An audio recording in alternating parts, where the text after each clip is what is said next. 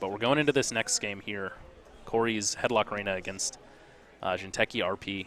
We saw Ahmed started a hand with at least 2 agendas in it, so pretty much an instant shuffle away with RP. Yeah, and I love this Reina deck. Corey has been a lifelong Anarch fan, and I know, prior to Order and Chaos, you could just kind of sense it in him that he loves playing it, but the card pool wasn't quite there, even though he was very consistent.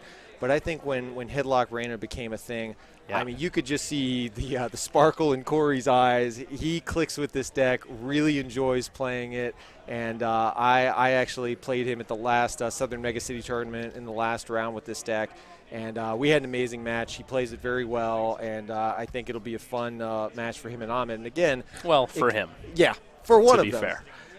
Ahmed's just going to try and avoid getting punched in the junk, as this deck has the tendency to do. Yeah, before Reina, Corey loved playing Valencia. Yep. Another runner who said, here, let me blackmail you so you don't get to play your side of the matchup while I steal all of your agendas. Interestingly, we haven't had Valencia on camera today, but to give you some tournament stats, we've got 4 of them. 4 of them. Today. Yeah, it's really impressive. I think it's the most heavily represented Anarch ID at this tournament. So Ahmed, pretty standard opening for RP. Ice over R&D, hedge fund, install, and a remote. Have to assume that's maybe a Jackson or a pad campaign, maybe a mental health clinic. And the card that I really love out of this Headlock Reina deck, I mean, Account Siphon can be effective against Replicating Perfection, but Vamp takes it to a whole new level. Yeah, the biggest counter to Caprice Nice is Vamp, and that has proven itself. We saw it at Tulsa, and I don't know if we'll get the chance to see it here, but Vamp is a card that Replicating Perfection can be making all kinds of money, and Vamp can just bring them down to reality. Yeah, and Corey sort of diverges here from the standard Headlock Reina, sort of disagrees with the creator, who we saw running it at Tulsa. That's right. He doesn't run any account siphons. Until recently, he actually wasn't even running Desperados. He really liked that Vigil draw aspect. He does have Desperado in for this tournament, so he's seen the light there. And we'll see how it works out for him. He's already stacking up money. Sam used it to great effect. I agree with that. That Desperado included, I thought it very lucrative. I saw and talked to Ross, told me about a game that he and Sam played where he said, it was just brutal getting that online early, getting the lamprey out, just getting paid and draining your money all at the same time. Although one thing I know Corey loves having in this deck, or I guess 2 things, are both a Scrubber and Hacktivist. Oh, yeah. 2 things that he says are absolutely sort of essential to this deck. Interestingly enough, he's taken out the Hacktivists. Really? In this tournament. Yeah, he's running a 1 of Symmetrical Visage. Wow. Which is interesting to me, and a 1 of Knife. So it was interesting. I played against Corey, and I played around Hacktivist the entire game. I had an HB deck with lots of assets, and I finally, my tech against it, I didn't have any currents in that deck. I just decided to basically play out my hand, and then when I'd go to 0 cards, res all my assets at once and just try to play around it that way. But I love Hacktivist Meeting. Very good card. And Corey just getting money. He's got Liberated Daily. We just saw him draw Katie. Meanwhile, Ahmed sort of doing the same thing, gets the Sundew out behind some ice, pops the Daily Business Show, showed a Celebrity Gift here a minute ago. So they're both just trying to build up, getting ready for that next move. Ahmed has to be looking for that next piece of ice to put over HQ.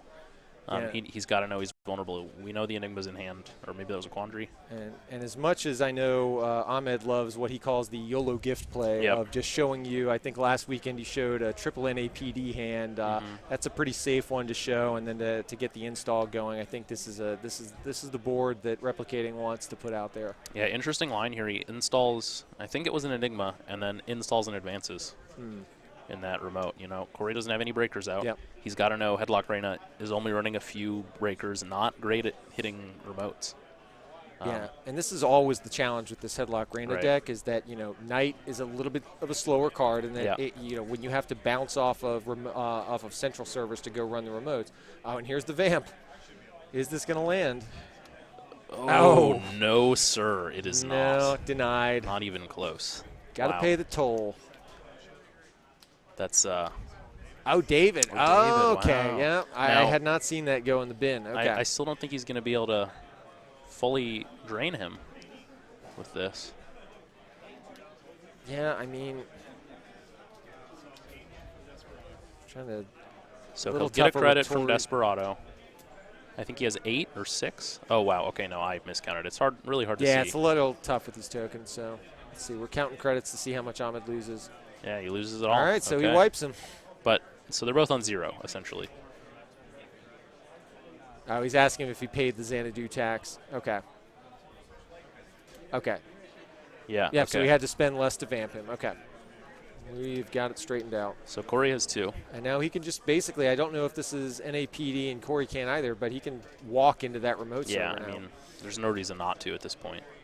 And this is what I mentioned at the top. I mean, Vamp is that card. Oh, It ugly. is an NAPD. That's, well, And then, yeah, go back with the Desperado credits. Yeah, see, Desperado doing work. Not shocking. Not like anybody didn't know that was a great card, but here in this deck, you're really seeing the value it provides. yeah, didn't even have to pull off a Liberated there. And the thing that's going to hurt Ahmed the most, I mean, he's got the David counter live. You see the Crescentis in hand. I would go back and lock down this toll booth and just make absolutely. him There's re-res no it. reason not to. And this is how the headlock begins. Yeah, and it doesn't end. So, you know, they started this game 3 minutes ago, and it will end in time at this rate. I told Corey before the match, just to complete the circle, and he needs to kick Ahmed in the shins a couple of times just to get the full effect of putting the headlock on. Yeah. Yeah, and it's just, having sat across the table from this, it's not fun. There's just nothing you can do. Yeah. I mean, to Ahmed's favor here, he's got a Sundew rezzed. That's some money every turn. You know, and if he can find a way to get another one out, res, you know, and maybe find another piece of ice in front of HQ, then it's maybe Here we doable. go. But yeah, so toll booth is going to be down in a second. yeah, And then and I then all imagine- Corey needs is a lamprey, and Yeah. he's in every turn, and Ahmed just can't come back. I think he would trashed snap this. trash Yeah. Caprice. Wow, he doesn't. Wow. Because he wants to run the Sundew and Okay. trash. Eli, okay. I certainly like the res on Ahmed's part. I don't know how I feel about not trashing Caprice. Yeah, I don't feel like know. that could come back to now, bite you. now, Oh, he didn't. I think that Corey didn't see that the credits on the right, so I don't think he realized that Ahmed could res. But you know, got to keep track of credits at all times. yeah. Because now Ahmed can install the Caprice on HQ, and he's, you know, a little bit safe from those runs. Now that being said, Corey doesn't have the lamprey. Yeah, the lamprey. The only would be key breaker he here. has is the David. So, you know, Ahmed actually has a window here to get back in the game. Honestly, if it's me, I would run a central either archives and click through the Eli to trash the Sundew. If he lets the Sundew stay alive, Ahmed's going to get back in this the game for sure. And I think that's a mental health clinic that Ahmed just dropped. Yep. So already back up to 9 credits. Corey sitting on 1, doesn't even have his Katie out yet. So Yeah. all of a sudden, Corey's behind. And this is how fast this and swingy this deck can be. I mean, he had Ahmed on the ropes, but you see the assets are getting rezzed. Yep. Daily business show is going to bottom any agendas that Ahmed's not ready to score. You know, Lamprey here would be really nice. He can res the toll booth, but we've still got the one David counter left that, you know, if he could get Crescentis back, there's no clone chip on the board, but I think that's what Corey's got to be focused on, of get the Sundew, get the assets offline, and then just build up Katie money and hit him as hard as he can. Oh, double business show. Ouch. Ahmed going to be digging through this entire deck to find whatever cards he wants. Oh, man. This is just... Yeah. This is what RP does. Yeah, gets another Sundew out, and that's, you know, Corey's got to find a way to sort of reset the headlock and get back into HQ. Now, I like Corey's play there. Yeah, Sundew, I think that's, you I can't think let that's that fine. live. But Ahmed just drew presumably a celebrity gift, which I think is what he's keeping. Oh, and he bottomed the crick and then drew another crick, I think, with Jackson. Or maybe I missaw that. Nope, there it is, yeah. Yeah.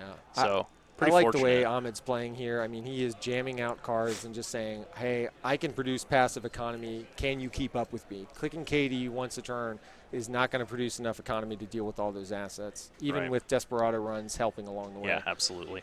And so he's got to find a way to sort of re-headlock him. Yeah. And that's going to be tough at this point because he's got so many more assets now that are giving him money. All Celebrity gifts, there it is.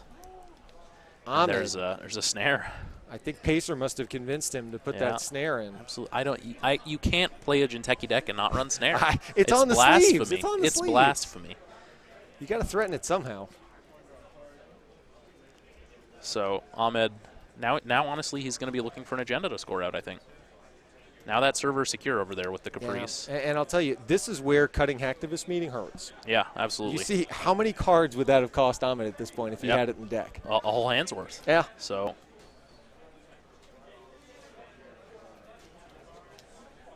I don't know what Corey does at this point. Yeah, I mean, the problem with the Headlock Reina deck, the Breaker Suite is not a long game Breaker Suite not at necessarily. all. Not at all. I mean, it is enough to keep you on your toes and trash key cards, but you know, it is not one that is as resilient that you're going to make multiple runs a turn. I mean, it is enough to deny the core key cards, key servers, but that's about all it's going to be capable. And when you've got a 2-ice deep server, Knight and David is probably not going to help you when you're trying to stare at a face-down remote with Caprice. And to be fair, we haven't seen either Knight or Eater or Keyhole or Lamprey for Corey. That's so, right. You know, not a great draw, but he's had an Earthrise that he hasn't played yet. Very true. So you got to wonder if he just, you know, maybe playing things in the wrong order or just getting a really unlucky draw has really hurt him here. But Ahmed's got a great window here to score. Yeah. He's also not seeing the cards he wants. He's not seeing the Niseis. I have no sympathy for him off of 2 daily business shows. That's fair. That's fair. You know, he might even be fine pulling a Future Perfect and trying to score that out. Yeah. You know, 3 points is big in the RP matchup.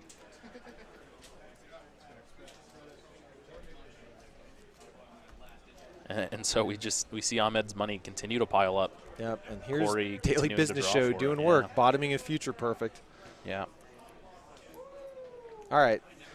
Honestly, better for Corey. If that's a Nisei, that hurts a little bit worse. So NAPD, it's the best one you're going to see in this deck. Oh, keep that Susano secret, Ahmed.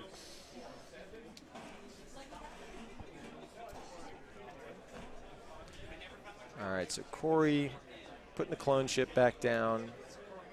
Could get him a Crescentis or a David once David goes in the bin.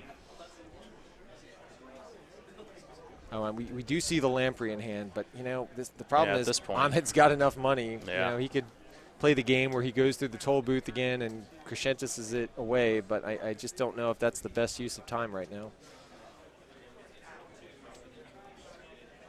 Yeah, I mean, at this point, he'd have to Vamp again for it. Yeah. How many Vamp does he run in this deck? I think 2 of, yeah. Okay. 2. And a Deja Vu to go get stuff back. Okay, so. yep.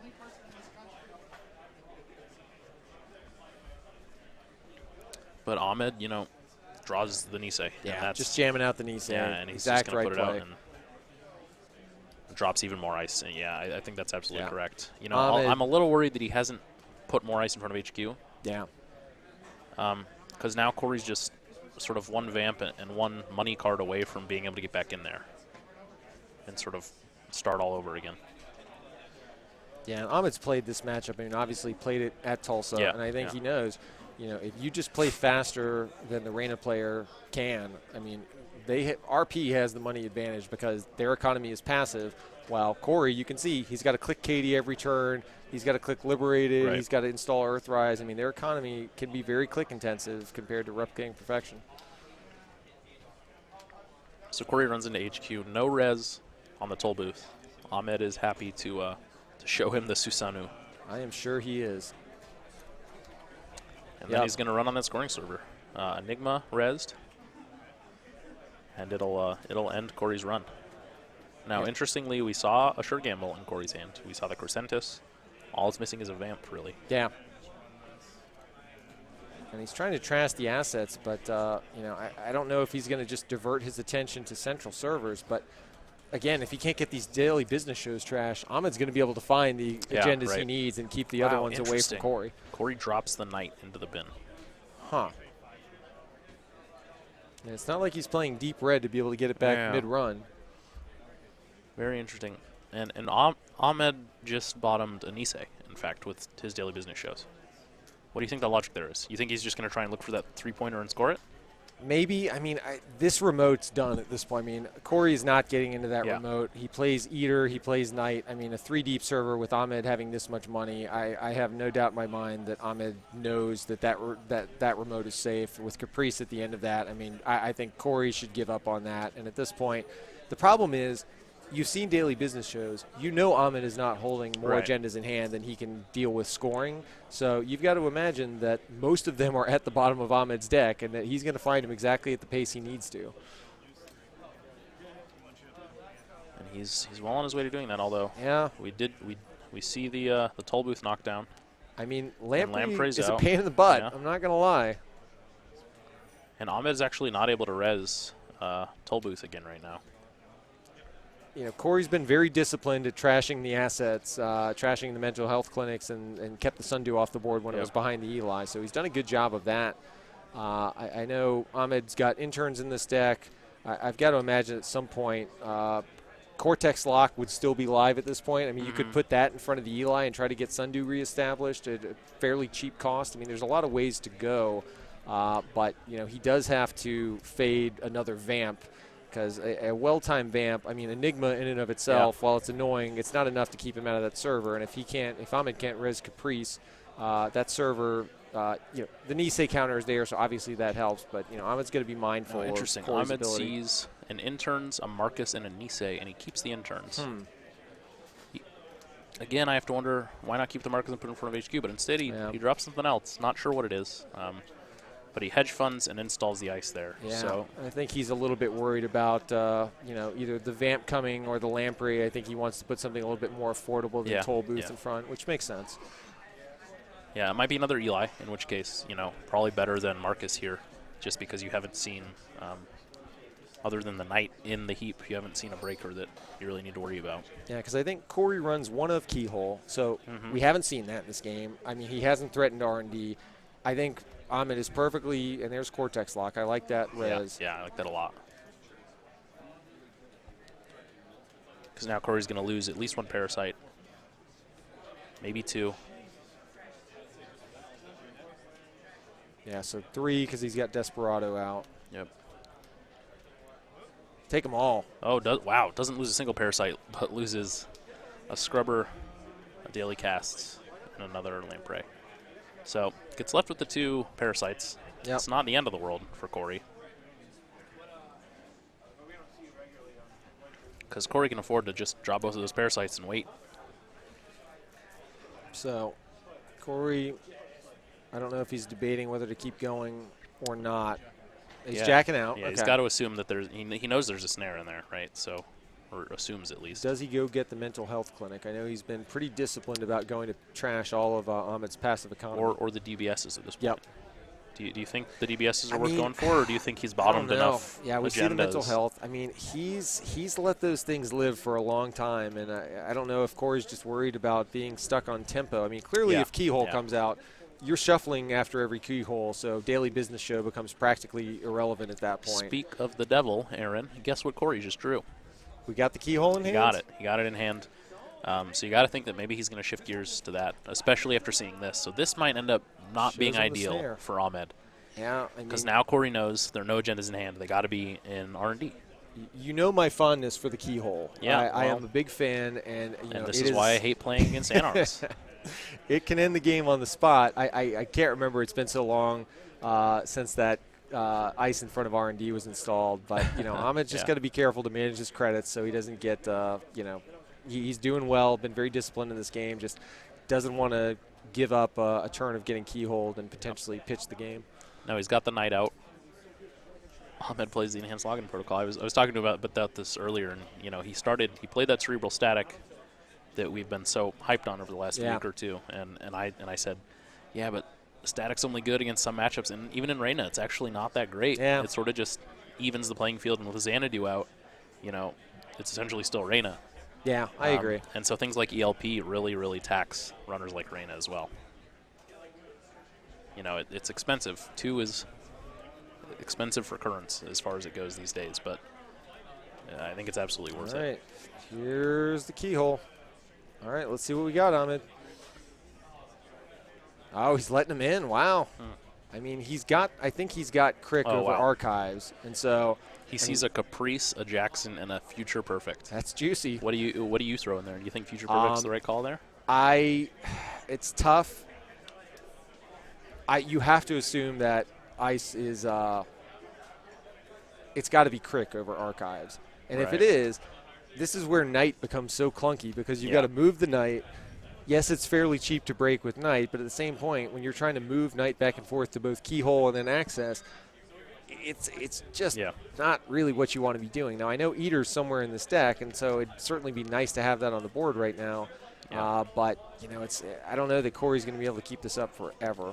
And Ahmed was perfectly happy to just pop Jackson right away, put the Future Perfect, and I think Caprice back in there. So getting some of those upgrades and assets back that he wanted. I think draws a snare, unless that's the same snare that's been there. Kills the Knight. Smart play there. Yep.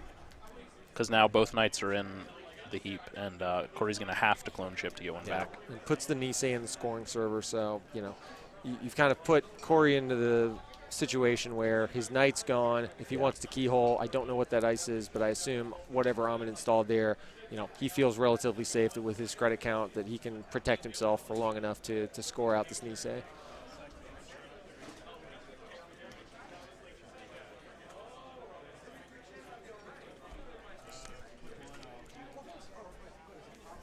So, running R&D again.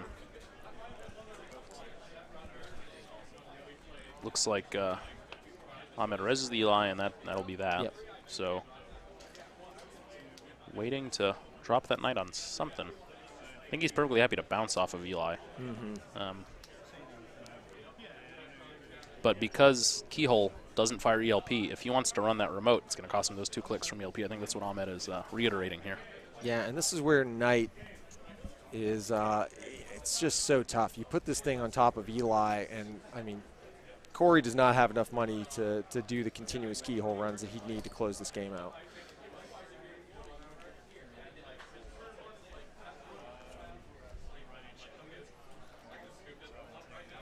So, accessing HQ here.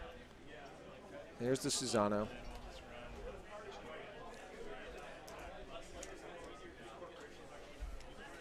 And he sees an interns.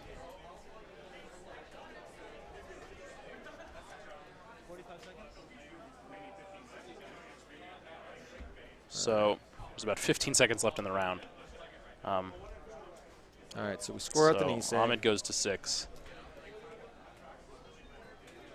It's unfortunate because, pretty important for both of them. We hear time being called in the background. Yeah. So Corey's going to get to go. And then Ahmed will get to go. We know Ahmed can't score.